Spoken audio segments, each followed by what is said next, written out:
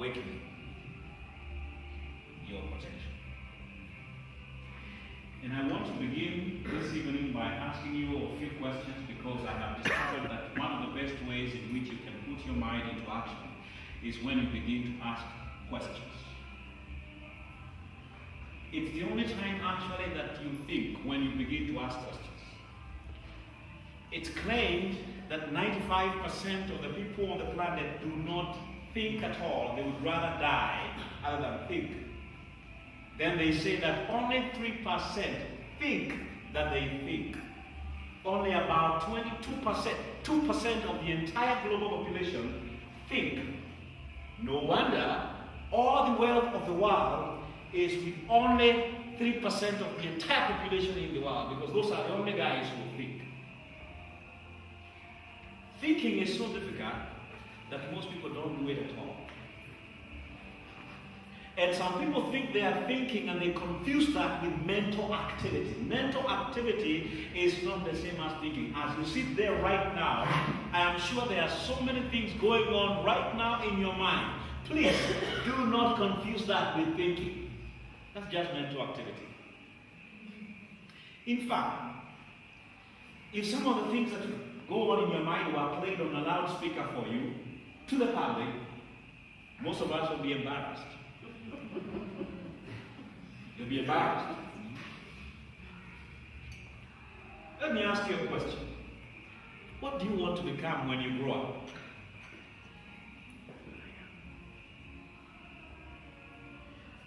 When I ask that question, most of the time, people keep quiet. But sometimes I get a response and people tell me, but I'm already grown up. I'm already grown up. What has made you the person that you are today? What is it that has made you become the kind of person that you are today? The kind of father, the kind of husband, or wife, or mother, or son, or daughter. What has made you to become that kind of person today? What is it that you really wanted to become when you were growing up, 20 years ago, or 50 years ago, or 30 years ago, or 15 years ago? What really did you want to become in life? Given all your giftings and talents, the exposure you have had, the opportunities, and the friends that you have, the genes that you carry with you, what you have done in life so far, is this the best that you could have done with yourself so far? Is it possible that you could have been way ahead of where you are today? What happened along the way? Who stopped you? Who stopped the dreams that you had when you were growing up? Who stopped you? And let me tell you, by the end of this session today, I want to help you answer some of those questions so that you become a better person than you are.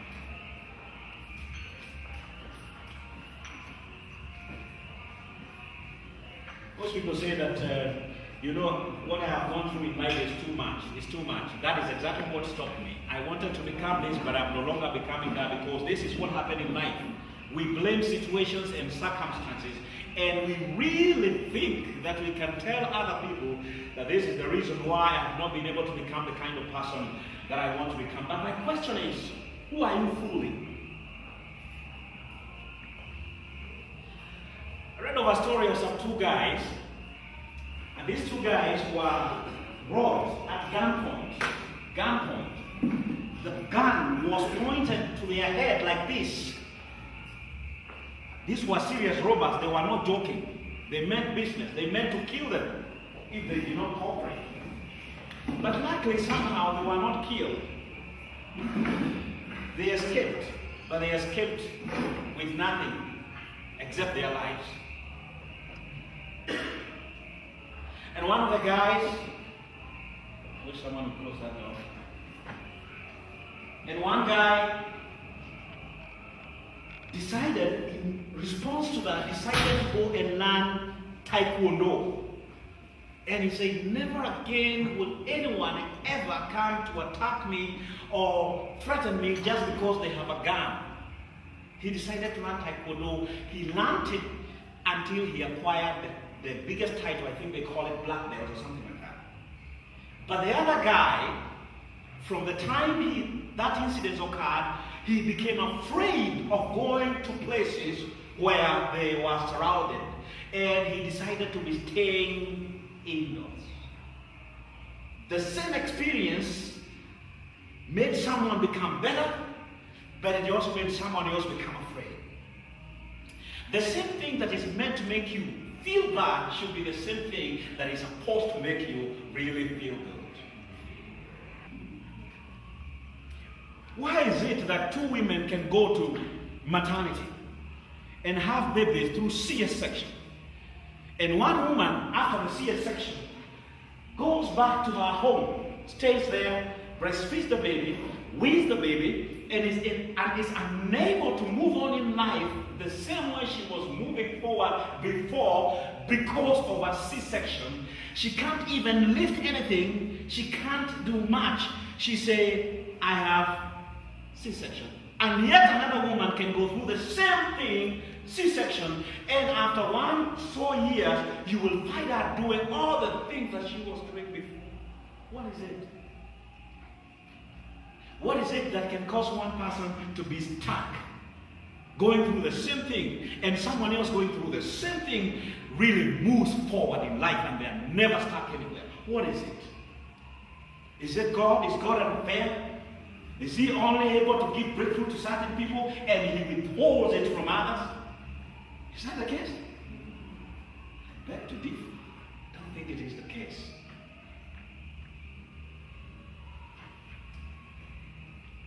Where do you see yourself in the next 1 decade?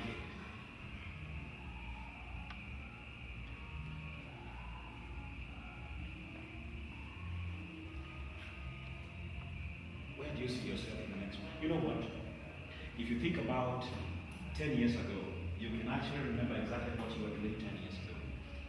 And you can actually see exactly what has happened and has changed between then and now, 10 years later.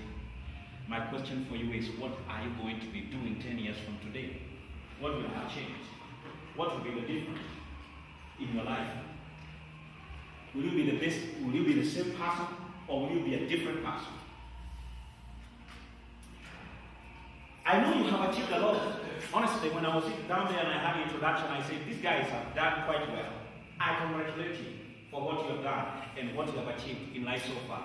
But let me tell you, what you have done in life so far is nothing compared to what you can do. It is only but the tip of the iceberg for what is possible for you.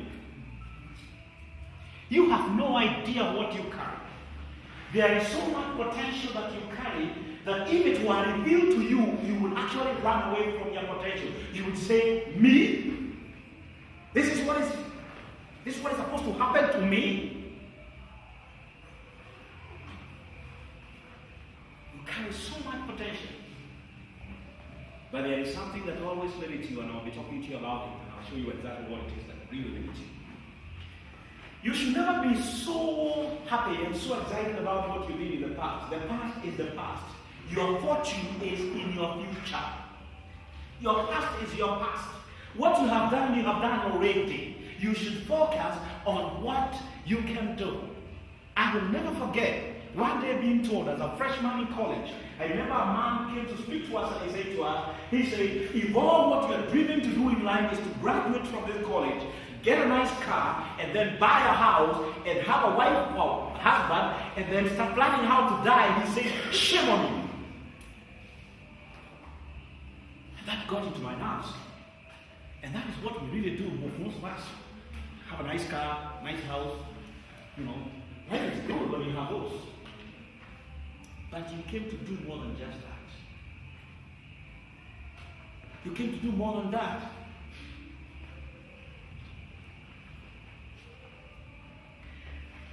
But you can never live a life that you have never dreamt of. Never dreamt of. You can never live a life you have never dreamt, and you can never have a dream that you have not created yourself.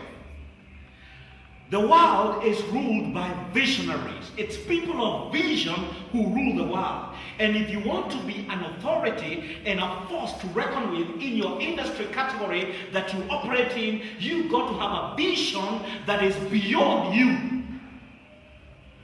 It had better be bigger than your wife or children or husband. It had better be bigger.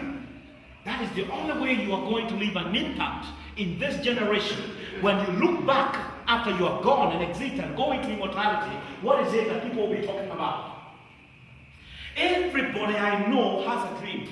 The greatest tragedy in life is not to lack a dream. The biggest tragedy in life is to have a dream and not to accomplish it. I had some of you saying that you're a musician, you wanted to sing, or you did that. What stopped you? Why are you not doing it? When do you want to do it? Do you want to say one day, I wish I did? I made up my mind a long time ago. I will never live my life to be saying, I wish I did that. In fact, even through all the mistakes I have ever done in my life, I never look back and I say I regret, even when I have failed. Because even in those failures, there are lessons. In fact, I never consider failures as failures. To me, they are outcomes. What people call failure is an outcome. Like Albert Einstein, the guy who came up with the electric bulb. He tried more than 900 times, and his wife used to tell him, honey, why do you keep trying to do these things and you keep failing all the time? But he said, no, honey, I don't fail. I just keep discovering how it cannot work. I have to keep looking for how it will work. Failure is an acceptable procedure in research, in medical research, in industrial research. It is acceptable. In fact, the reason, if you have not failed, it doesn't mean that you're good. Maybe you are trying too little. Maybe you haven't tried anything big anyway. If you want to know how well you're doing, check out and see how many times you've been failing. You need to be failing big, but you can only fail big if you're doing big things.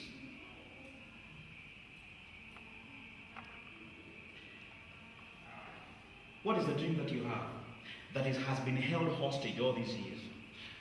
If you can talk about it, it's a dream. If you can envision it, it's possible. But if you can schedule it, it's real. I wrote a book for myself on what I wanted to do with my life for 50 years. And I did that in 1990s. I scheduled things that I wanted to do. I didn't have the means. It's not that I had money. It's not that I had the resources. But let me tell you something. If you ever wait for a time when you will have to do something because you have money, you will never do it anyway. And for those of you who have been in business, you know this very well. That if you wait for money to come to start a business, you will never have that money. But the moment you start, take on a step and start doing it, money will come from wherever it is. It just comes. If you start building a house, if you say that you will build a house when you have money, you might never start.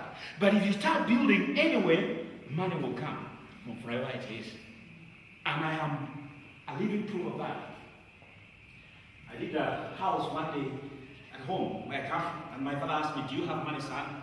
Don't you know how much it is to build a house? And I say, Papa, I don't have money. But at least there are some things I can do even without money. Like I can chigua the yard. Do I need money? Personally, I went there with my brother who is here as a living testimony of what I'm talking about. Him and my sisters were the first guys to dig the ground for me. I had no money. But today, if you go there, there's a very nice house there. I don't even know how much I spent. Okay, I know how much I spent, but I don't know how that money came in. It's not that I had money kept aside. So what is it? What excuse have you been giving yourself? Did you know that no one alive today is capable of guessing of what you are capable of doing? No one is able to guess what you're capable of doing. In fact, that's why you have to believe in your dream so much. Because even though everyone else is telling you that it is not possible and it is not likely to happen, it might as well be true. You've got to be your biggest follower of your own dreams. This boy you see here today holding this microphone had a dream of speaking to companies, to corporates, to nations. But this boy was challenged. Linguistically, I was not able at all to express myself in the English language. I had to train myself so hard. I had to read the entire Bible from Genesis to Revelation aloud, and I would record my voice on a little cassette player, and then I would play to hear how I was speaking. Then I would tune my radio to BBC to hear how they were speaking and pronouncing words. I would go in front of my mirror, and I was imagining I was speaking to millions of viewers all over the world. That's what I do. It didn't just happen like that. There was a process. When I was 5, there's somebody special in here called Ruth. Ruth is this lady who said that she's working as a banker after the 31st of this year. She was the first person to believe in me. When I went to her and I said, Ruth, I can turn your organization. Just give me a team and I will train them. Give me a team. Give me 2-3 days I spend with them and it will be different. She said, Stephen, I have never had you train anywhere. I don't even know you could do that. But I just want to try you. I hope you will never disappoint me. And she gave me a chance. In life, you require someone to give you a chance. That's why the greatest resource you have available for you is people. And Ruth gave me a chance to train as staff at National Bank of Kenya. And from there, doors started opening because everywhere I went, I said, I have been training National Bank of Kenya. So KCB opened their doors. So when KCB opened their doors, then I went to Bank of Africa. I said, I've been training National Bank of Kenya and KCB. Because of her. She believed. In fact, we were talking with her last night. She was smiling. And I was telling her, I talk about you everywhere. Because I know in life you require someone to give you a chance. In fact, you are here today because someone mentioned something to you that made you realize something. And that's why you are here.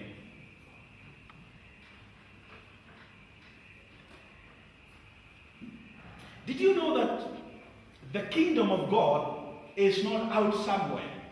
The kingdom of God is within you. It's within you. That means God has wired within your personality all the ingredients and all the traits and all the giftings and talents that you require in order to live all the life that is possible for you to live. They are already in you. We read in the Bible that God rested on the 7th day. My question has always been, do you think God rested because he was tired? Do you think he rested because he was tired? No. He wasn't tired.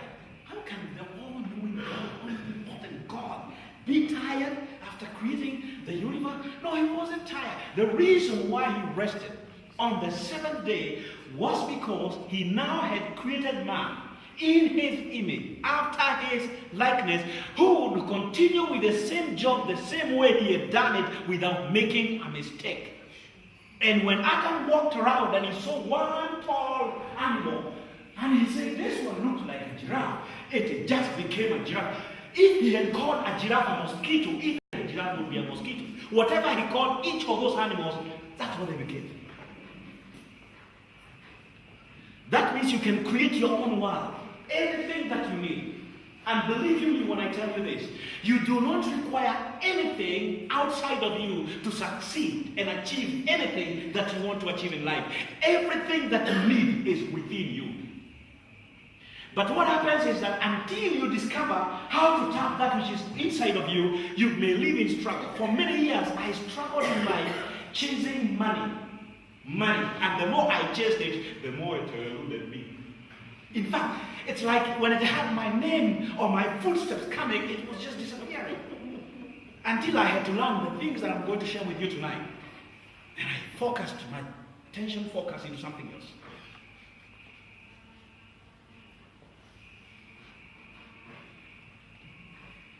All you need to do in order to live the life that you are meant to live, in order to tap the potential that you carry within you, is to develop your intellectual faculties.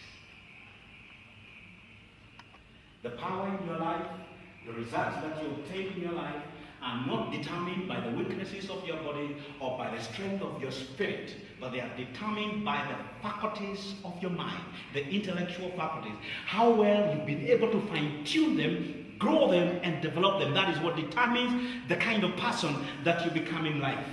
As you sit there right now, there are two people that are seated on the same seat you're sitting with you right now. The person that you are right now and the person that you will become. But the person that you will become tomorrow will come out based on what you will do with your intellectual faculties, with the person that you are now, with what you have now, so that the person that you are meant to be can come out.